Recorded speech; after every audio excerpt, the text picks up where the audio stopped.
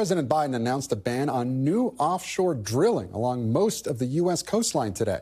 The White House says the ban will protect 625 million acres of ocean along the Atlantic and Pacific coasts, the Gulf of Mexico, and the Bering Sea. The Biden administration is hoping the move will protect against President-elect Trump's plans to boost oil and gas production during his second term. In an interview with Hugh Hewitt this morning, President-elect Trump vowed to reverse the ban, calling the move ridiculous and saying he would, quote, unban it immediately.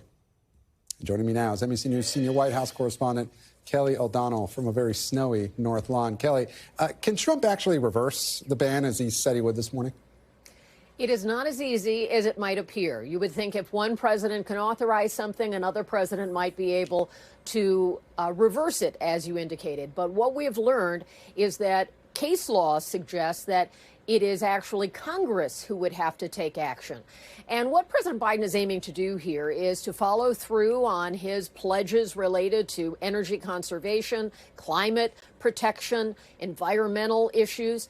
And many of the areas within the 625 million acres are close in coastal areas, and they are not considered to be prime areas for oil production. So in some ways, this would sort of solidify those areas right off the coastline as being protected from this. Now, President Trump can certainly try to unwind this, but he also tried to do that in his first term with an Obama-era matter, and the court said that Congress needed to act. And when you get Congress involved, certainly with a Republican Congress, he may be able to do that. But at the same time, you might also have all the local interests from coastal-related members of Congress who would also have concerns. And so the issue is there enough energy production without this?